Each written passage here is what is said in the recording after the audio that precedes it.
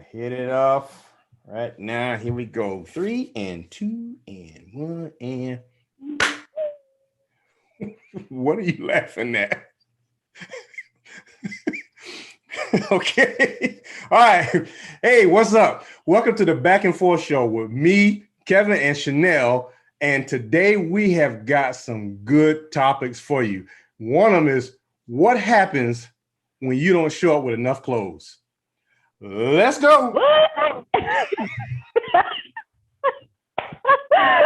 Well, Kev, what's going on with you? How are you doing today? You didn't pause, Shanelle, and we're going to keep doing this every week. Can you edit that part out? Oh, no, I'm not editing it. It's going into the video. This will be in the video. This is 2 weeks in a row. This is 2 weeks in a row. This is 2 weeks in a row. We just talked about this. This is the same thing happened last week. Are you serious? Come on. We're not starting over.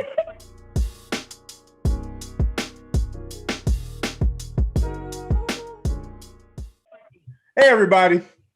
My name is Kevin Scott, and this is my co-host, Shanelle. Renee. And man, do we have some good topics for you today.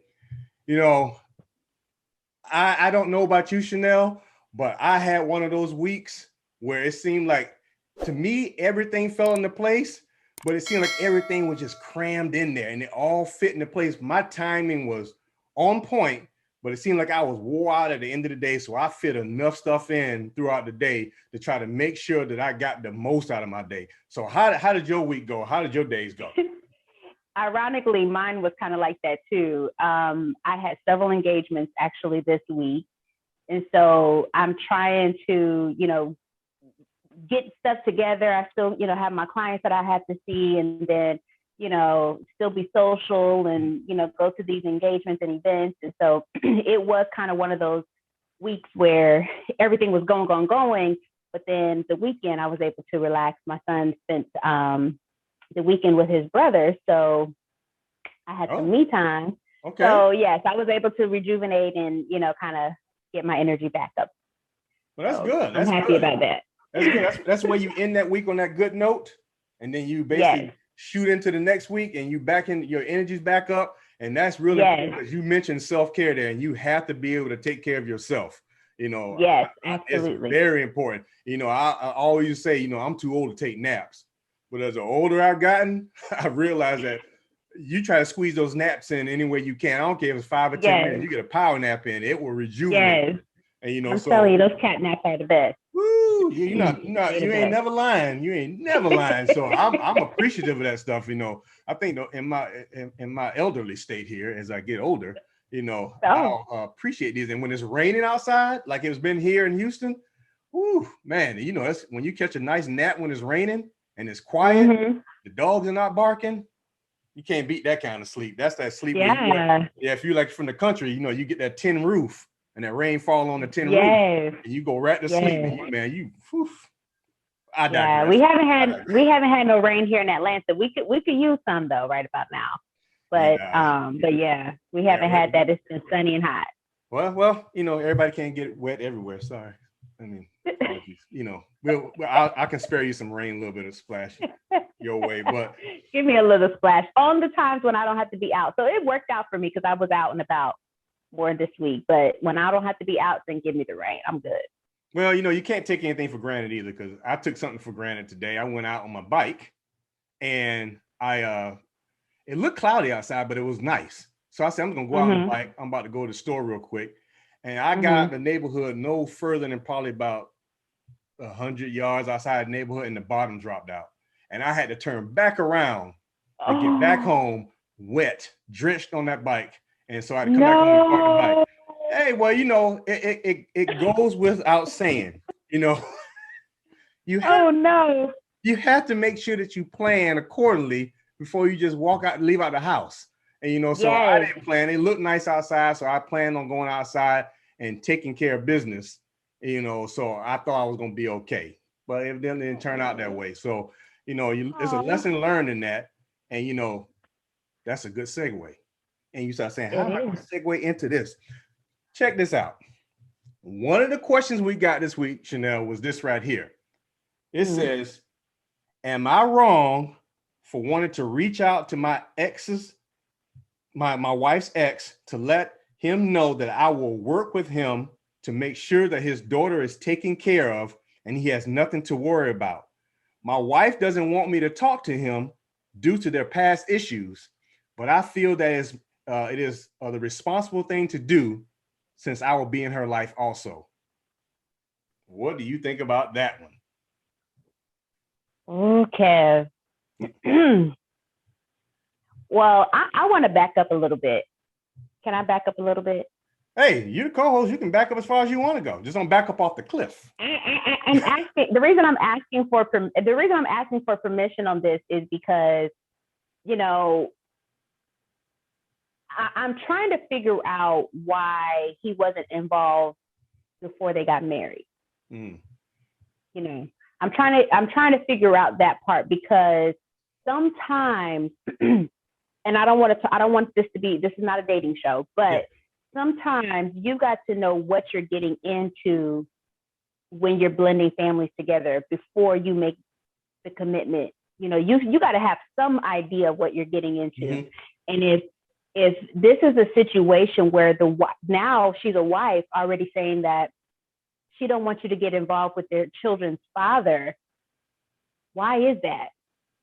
What is the deal, and why haven't y'all discussed that before it got to be a blended family? You know, I've seen people where the ex was very abusive and volatile. Yes. And you need to know that, so you could, as a husband, so that you know how to protect or where y'all need to live. You know, all of these things that need to be set up before y'all go into marriage. Finding that out after the fact, I think, just kind of putting the cart before the horse. What do you think? Well, you know, from a father's standpoint, you know, it's real important that you establish, I don't want to say it sound off here, but establish your territory. And, you know, once you are in a union with your spouse, you know, what's mine is mine, what's mine is yours, what's yours is mine. You know, it's a little different when it comes to your children, especially from children from other relationships, other marriages. And the reason I say is because this is something that you have to tread very carefully on. Because remember, we talked about this before. We're talking about what happens if your child doesn't even like the new boyfriend or girlfriend that you bring around. What do you do now? So now you look at it from this standpoint here. Now we have husband and wife, and one of the spouses doesn't want the other spouse to talk to the ex because of past issues. And you know, there's always three sides to every story: his side, her side, and the truth. And you know, so we have to tread lightly when it comes to that and be very delicate. Because for one, you still have to maintain your household as a husband.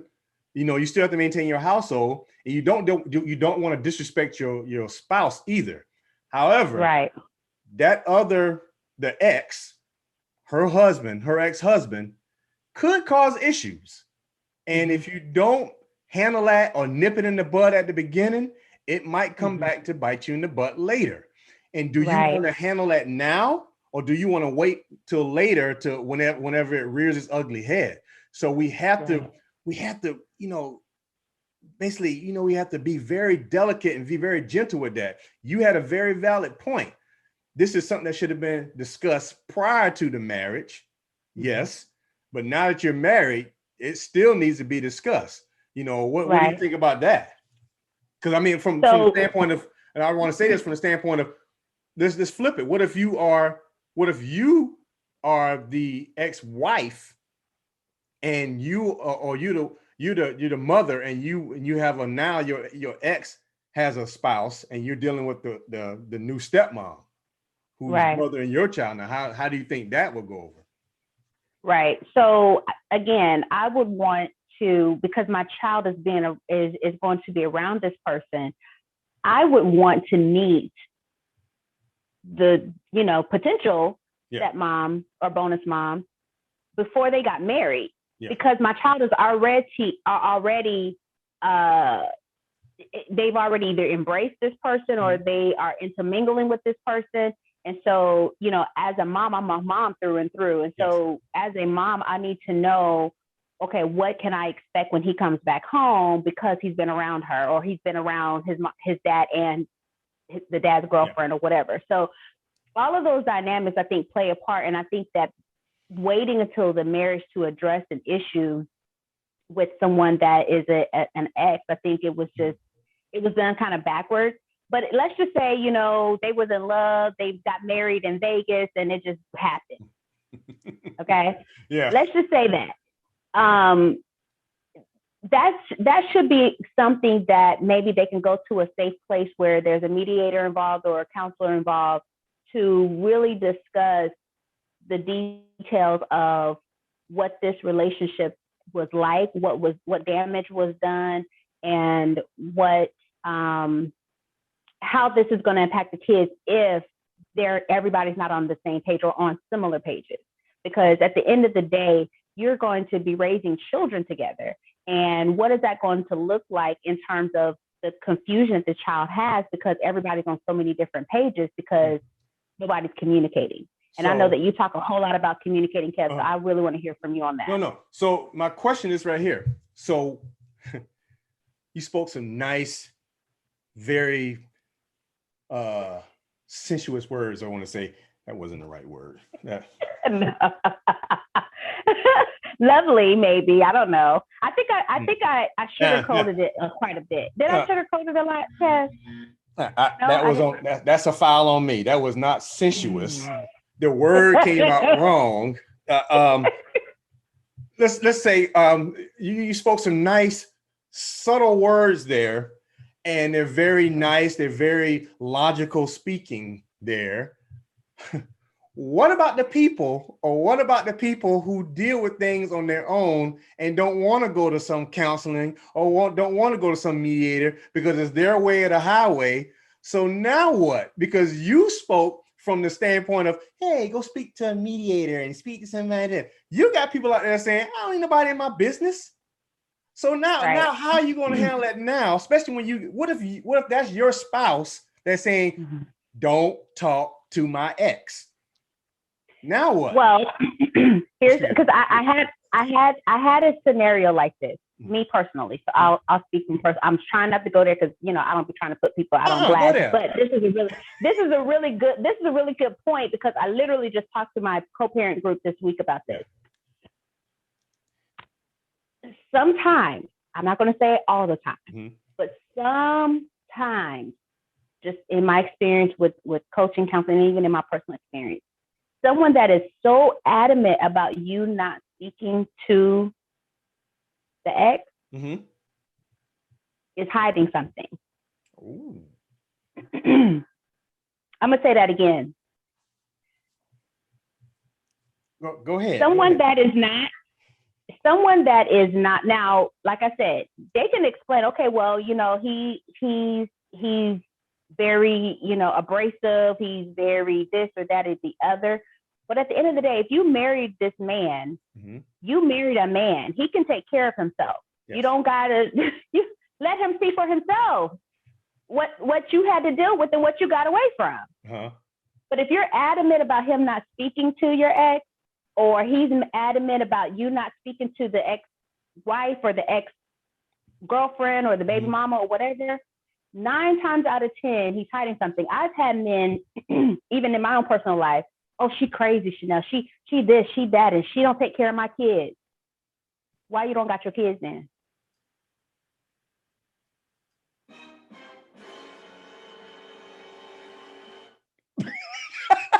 That's all I want to know.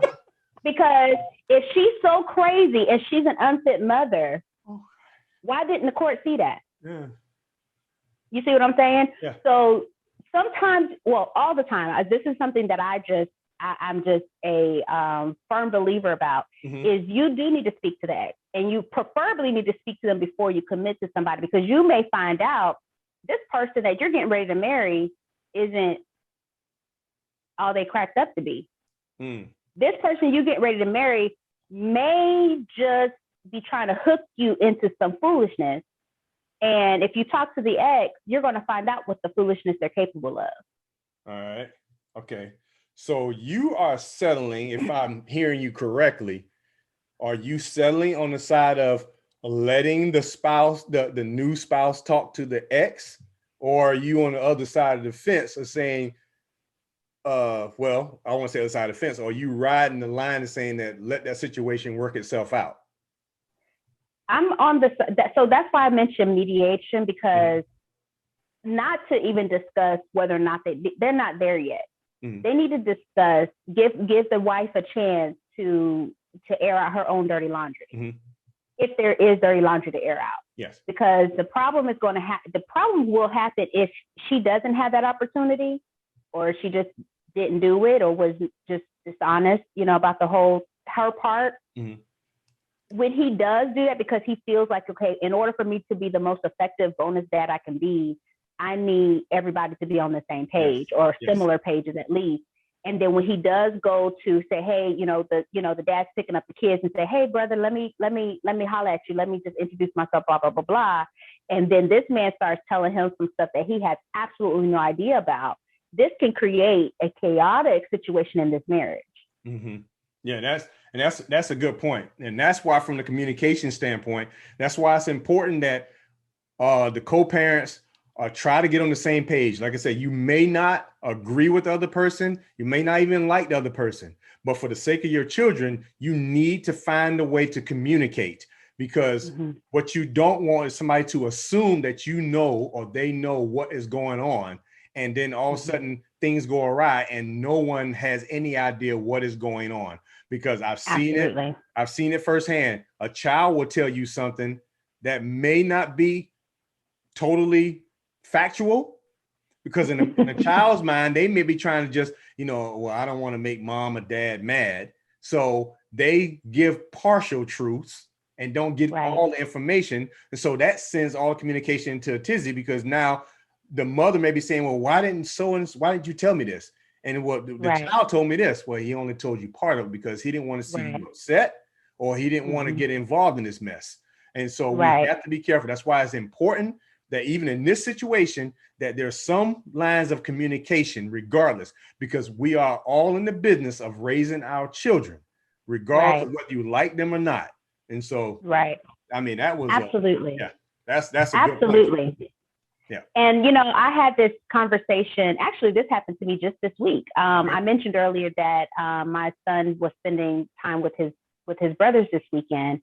And so I normally pick up my son from school. So real quick, I normally pick up my son from school. He stays with me. And then on Friday, after I pick him up from school, he stays with me all the way till Sunday afternoon. And so on Friday, his dad shows up at the house and I'm like, hi, hello. Like, what's going on?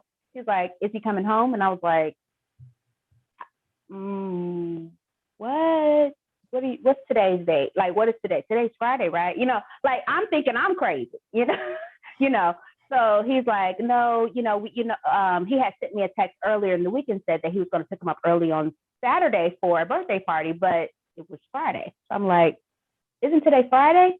He's like, oh no, he wanted to come home tonight. And so my son is like, in doing his chores, he's like, oh, well, yeah. So yeah, did my dad tell you? Oh. Which is the way that we're supposed to communicate, right? We're the parents. We're supposed to communicate. And so I said, well, your dad didn't tell me. And I looked at his dad.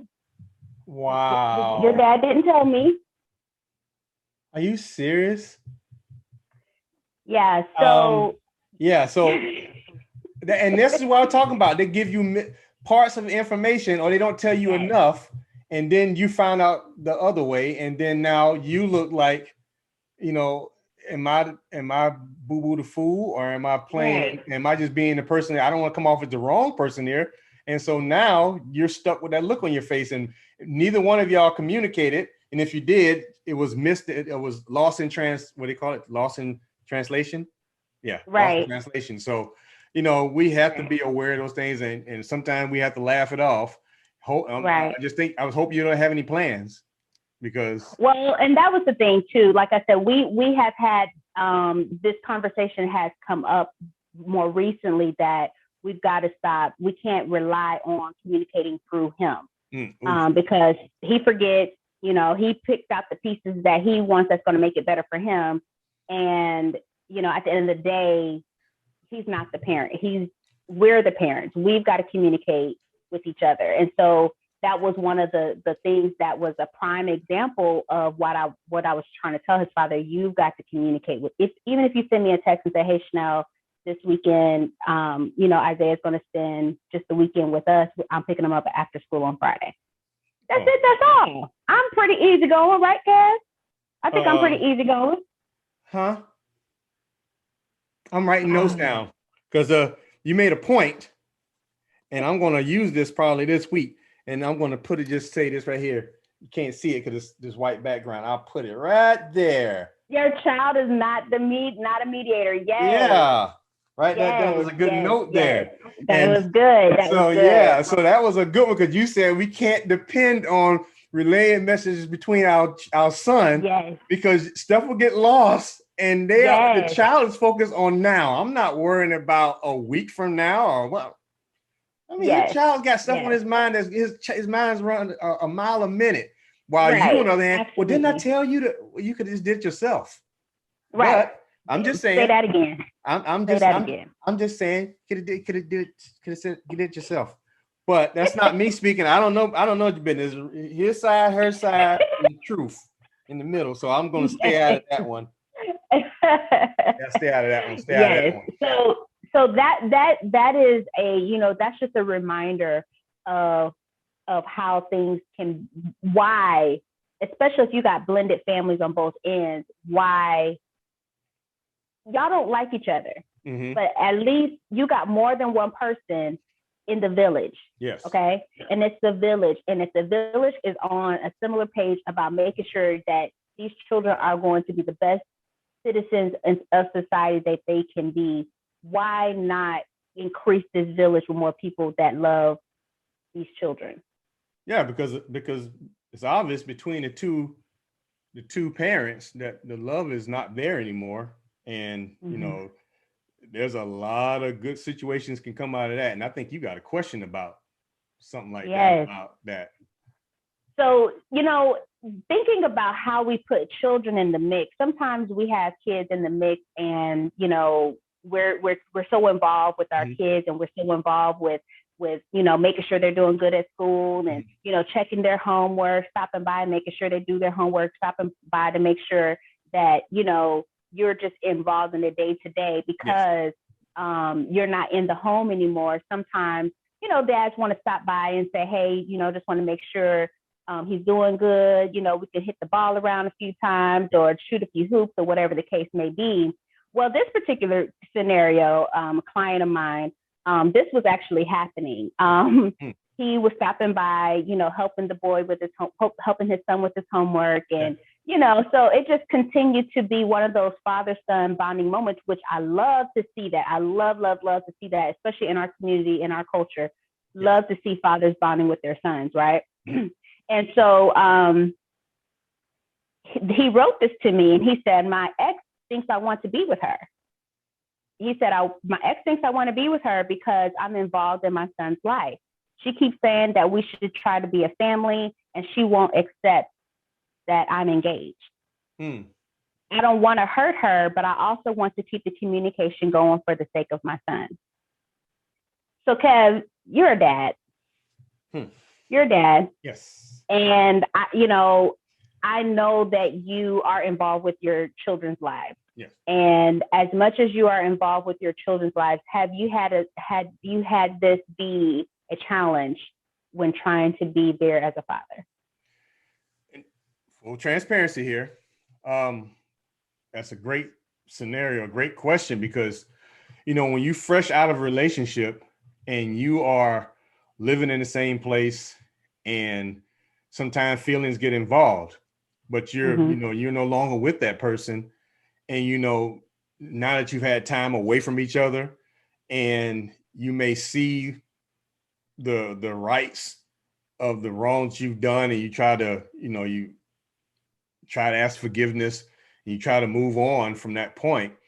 And then when you start changing your life, you probably become more attractive. May I say? And so now that you're out there on the market again, and you're getting yourself together, you may be taking care of yourself, you may be shaving, somebody may be telling you look good, so you probably dressing differently, you're looking differently. So now to your ex, you may look like a whole new person. And he's out saying, oh, well, this is the new person. I like the new person. However, you as the ex that has moved on, you may be bettering yourself, not because of the ex, but because you knew you needed to change your life. Things went on in your old relationship that you don't want to repeat. And so if you are addressing those areas, imagine how that looks to a person who's still stuck where they were.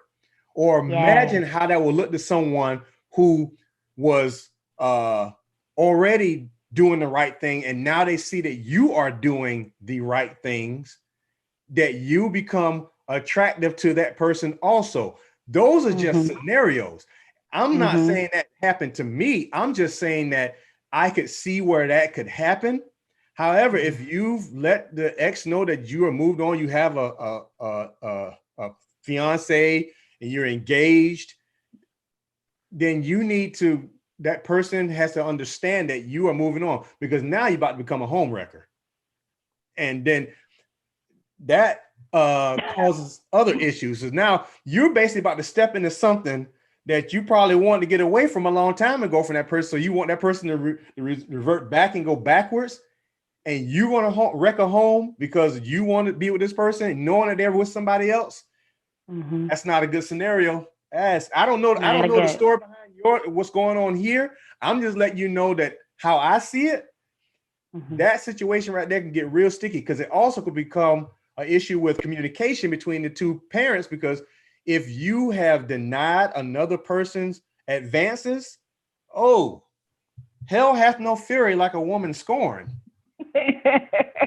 or turned down. So what do you say? Yeah. Yes. It's all about the boundaries. At the end of the day, y'all broke up for a reason, right? Whether you broke up with him or he broke up with you, there was a reason for the breakup, and you have to unpack that. You got to take time away to unpack that.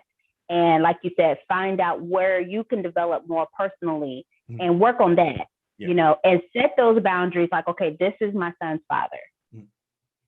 That's my son's father. That's my daughter's father. This is all that it is. You see what I'm saying? If you cook dinner for the family and he just happens to be there and he eats dinner, that doesn't mean anything. It's food. He's hungry. He's been mentoring your son or your daughter. Pause. Why is he eating dinner over there if he got a fiance? Okay, that's a good question. I'm just saying, because that's going to cause a problem. Because now you're talking about mixing signals. You should be taking your behind home. You should be going. Here's the deal. Here's the deal with that. So that's why I say boundaries are being crossed. Women, they know how to get to the man, just like a man know how to get. I mean, it's a game. Yes. This is a game that people play. This is a game that when you take it too far, people get in fights over, people get killed over. Like this is the game. So you over there helping your daughter with her homework, Kev, and her mom is cooking dinner and she makes you a plate. What would you do? Well, first of all, that scenario never happened with me because my ex-spouse lives in Atlanta. I live in Houston, so I can't get caught in nobody else's house doing homework for my kids, and my kids are all grown. So you're not going to just try to drag me in the middle of this. You keep Kev out of this. Kev got nothing to do with this. I'm trying to just ask you a question. We can say now Melvin is the alter ego. Melvin, if Melvin went over there and was helping his daughter out with her homework, and the ex-spouse, ex-wife, decided to make a plate, you remember what your mom used to say probably a long time ago? I don't know if your mom said, when y'all go over here, y'all don't want nothing, y'all ain't hungry, don't be asking for nothing, or we're gonna have a problem. So when you go over there, you better politely say, no, I'm okay. I'm good. I'm right. leaving. I go home. Because if Absolutely. you don't, you are opening that door. Absolutely. When you opening the door and you're not trying to open that door is closed. Right. Not to say, right. I want to make sure I preface this. And I want to make sure I say this before I go any further. Make sure that you all go out there and y'all like and subscribe and hit that notification. And so y'all know when we post another one of these videos, because these things be good. So what I'm saying is, make sure when you are dealing in that situation that you get your butt up out of there. Do what you're supposed to do when you're over there. If you help with homework, and you are leaving. Because what is going to happen? You're mixing up signals. If you're not mixing signals with the ex, you're also mixing up signals with your children. Yeah. Because they don't, if they are of age where they understand these type of things or don't understand these type of things, they're going to start asking questions. Are you and mommy going to be together? You coming home? And now you got to answer, no, we're not doing that. So now you have to be careful. When we talk about boundaries, right? You got to stay inside of your boundaries and not drift out and go into other places where you shouldn't be in the first place. Absolutely. I agree. And, like I said, I'm a mom through and through. So if he's over at the house, helping at 6 o'clock in the evening, chances are dinner probably will be ready and served. However, if he does decide to eat whatever I cooked, right? I'm not going to take that. And that's because I have a boundary set. I'm not going to take that as him wanting me because he's eating dinner. Mm-hmm. And that's what happened in this scenario. I do definitely agree. He needs to say, no, thank you. I'm actually getting ready to head out and get out of there so that it doesn't create, so it doesn't create that confusion. But me as a mom personally, because I have boundaries as well, I may offer because, as hospitality, but just because this man is eating my food because he's helping our child with homework, I'm not going to take that in because the boundary is already there. This is all that you're here to do. Yes. That's it. That's all. So you are of the understanding. So let me make sure I get this correct. So you are understanding that just because he is coming over there to help out with the child does not mean that the door is opening back up to a future relationship. Am I hearing you correctly? No, especially with talking, especially in front of the child. If that is a possibility, which my rule of thumb, just me personally, I don't go back. I don't go back. I don't go backwards. Okay. I've already counted the cost. I've already done all that. So I'm not going backwards. But people don't do that. Yeah. So everybody don't do that. Everybody don't think that way. Yeah. But if that is a scenario where you think, oh man, maybe I moved too hasty, or maybe I do see some changes in him, maybe that is a possibility, whatever, that should be done way away from the kid. Yes. Yeah. Don't be trying to send mixed signals in front of the kids. Don't do that. If y'all need to have that discussion, y'all want to send mixed, y'all do that between the two of you. Mm-hmm. Don't do it in front of the kids, because just like you said, at the end of the day, I don't care how great the stepmom is. I don't care how great the stepdad is. Mm-hmm. That child is always going to have in their mind, maybe my mom and dad are going to get back together. Yep. And that's a fine line right there, because as we know, kids will say the darndest things at the most inopportune time. Daddy was over the house and he sat down, had dinner. Him and mama went into the other room and they were talking. Yes, and laughing and clapping.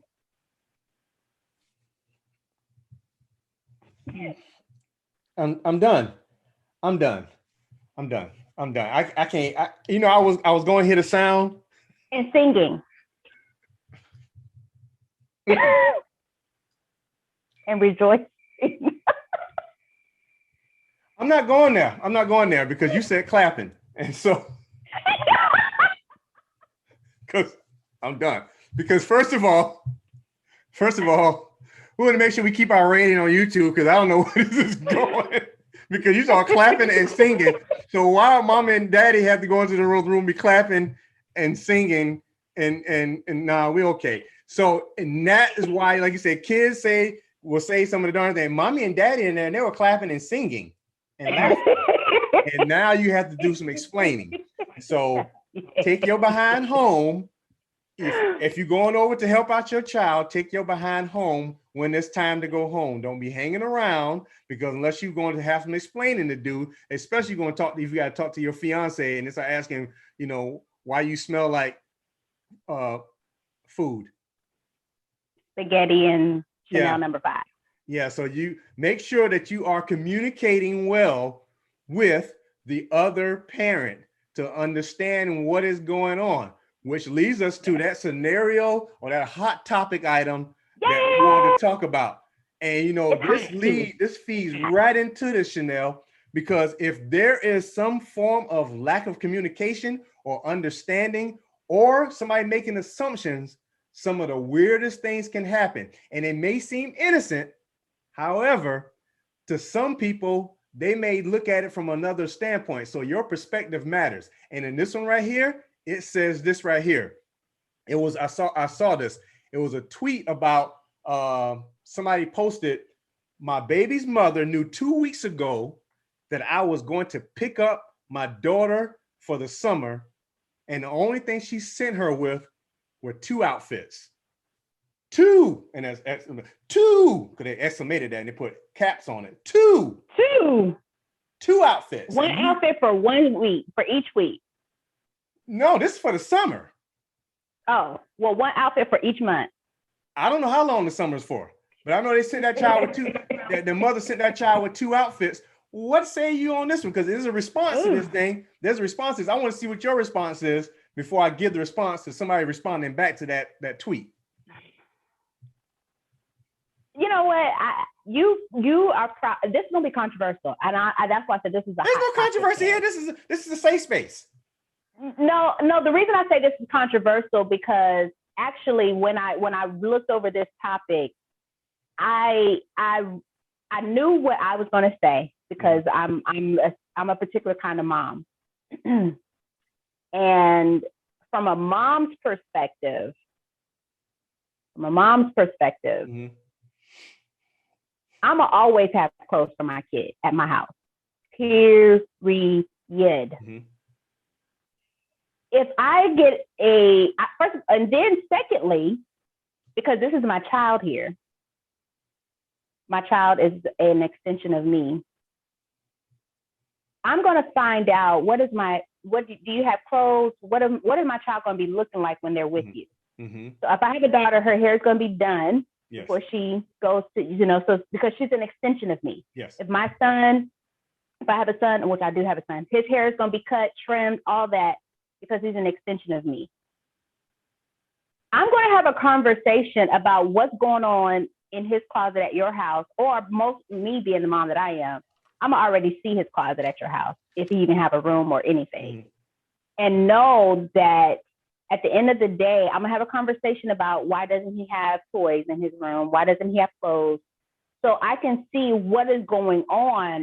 Is it that you don't have the money to get it, or what is the deal? Because when my son gets there, he needs to have stuff to wear. So either I need to send him things and I need to make a note of it, and we need to go ahead and redo this whole custody situation, or you're going to need to have clothes in there for him, and I'm going to need to see that before I send him mm-hmm. to you. Because that's part of, if we got joint custody, generally in a joint custody order, parents are providing their own stuff. Yes. Okay. So, like I said, there's been times definitely, because, kids grow like a weed. His father may have clothes that's too small for him. So I'll send over, okay, here's a couple of pairs of pants that I had because I got to go shopping for him too. We'll do stuff like that because we communicate. But if they don't have any clothes, that's unacceptable. And I need to know why. What do we need to do something different? Do we need to make some adjustments? That kind of thing. What do you think? So are you saying then that there was some miscommunication here? I believe that this, I don't know if there was a miscommunication. I think no one was being responsible, because if this was a situation where he was keeping the kid for the summer, that's generally a joint custody order. Mm-hmm. And if he's paying, obviously he could possibly be paying child support or whatever. I don't know what that looks like. But if he only sees the child in the summer, then granted, he's probably not going to have clothes because he don't have the child the whole rest of the year.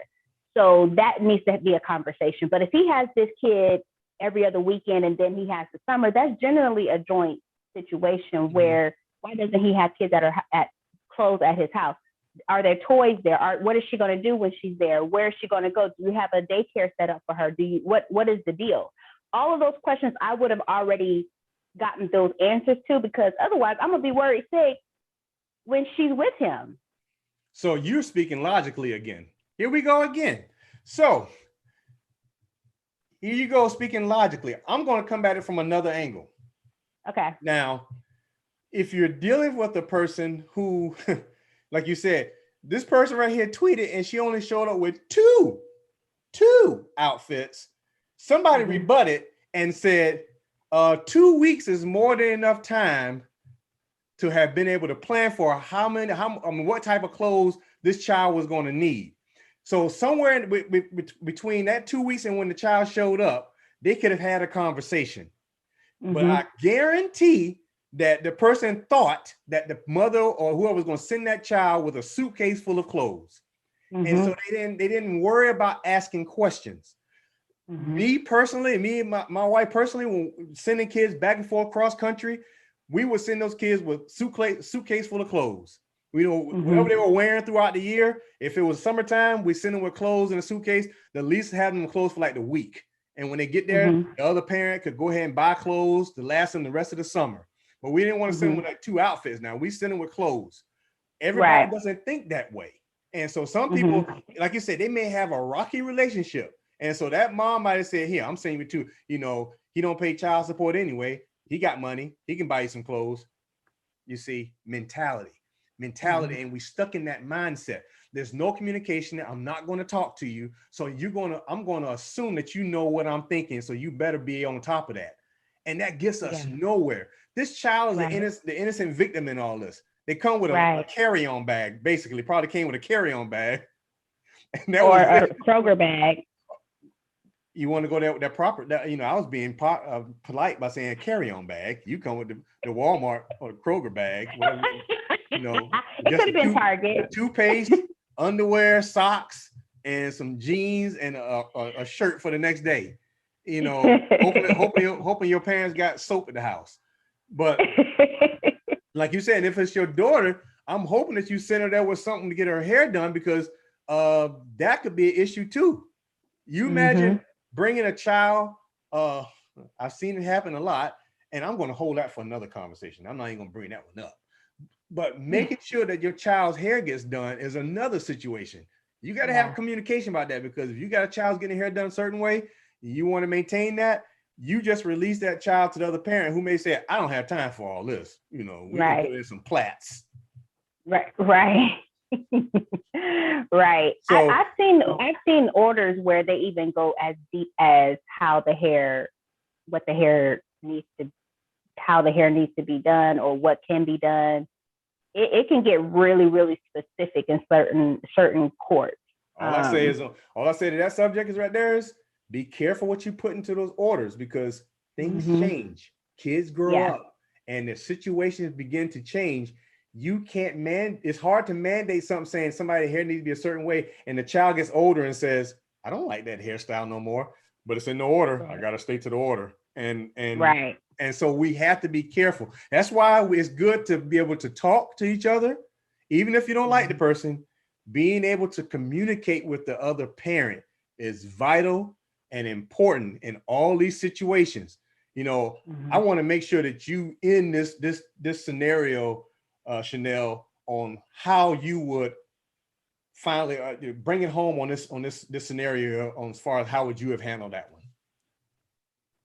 So I like the idea. I've never had to send my son across town, so I don't have a personal experience on that. But I do like the idea of sending at least a week's worth of clothes, so it gives the other parent time to adjust to, the size of the child, what they need, and things like that. Especially if there's limited conversation. Generally, what we do is I have a place in my notes on my phone, the sizes, shoe sizes, shirt sizes, pant sizes, and we all communicate that, between his father, the bonus mom, me, we all communicate, because generally his dad may shop for shoes, but she may shop for shirts and pants, stuff like that. If they're going on vacation and he outgrew his last year's swim trunks, I may have a pair at my house. They'll be like, okay, I'm gonna run and get your pair, or can he bring that pair home? So we communicate, but I do get it when people are traveling, kids are traveling and things like that. You can't send a whole summer's worth of clothes, or why would you? When this other person is a parent as well. As far as like I said, your children are an extension of you. If you can in any way possible, shape or form, make sure your child is not out there embarrassed. Yes. Because the parents aren't getting along. Do what you can for that. Sometimes it may seem like you're taking an L, but it's really for the sake of the kid. That's good. That's good. And that is a good way to end this thing this week. I mean, we have had another good week of topics. And Shanelle, can you tell us anything special that's going on with you right now? Yes. So right now obviously we have this amazing show, and with some great topics, but I just want to encourage our listeners to email us. Our information is below in the description, but email us with a scenario or questions, because sometimes us having this dialogue, Kev has 20 plus years experience in co-parenting. I have about 8 plus years of co-parenting experience, and so some type of scenario that you ask about, we may have that personal experience, or we may have counseled someone with a similar experience. So definitely reach out to us with those scenarios and questions, so that we can continue to make the show valuable for you and bring some amazing content on the show. But that's really the biggest thing that I have going on, Kev. And I told you, I think I've mentioned this before, but just in case, I have a book, or I'm working on a book for people transitioning from divorce into single parenthood. So I'm working on that so that people can understand what that transition looks like, what to expect from it, and how to make the best of it. That's what do great. You have going on, Kev? Well, I still got my book going on, the 32K format, and I'm going to make the announcement today. What I'm going to do starting today, I'm going to put my book out there for anybody who responds and shares this video with someone else. Send me a DM or comment to let me know that you would like to know how you can get your own personalized signed copy of my book, and I'll get back with you. And so it's only going to be open to a limited few, but I want people to take advantage of the information I have to offer. And by the way, that book, I didn't say you're going to have to pay for it. I'm letting you know that shoot me a message and let me know how you can get your own copy of it, and I'll make sure I get that out to you. I just felt that coming on. I had to do that for somebody. You had to give a disclaimer? Yeah, I had to give a disclaimer. So, so well, if I don't say it, then somebody said, well, you said this. So I had to make sure I put a disclaimer on it. That's it. With that being said, that's all we have for y'all. Y'all stay safe and be blessed. Yes. And what did you say last week, Shanelle? How you say it last week? God first, safety second. And that's all we got for y'all. See y'all next time. I don't know. I did it again.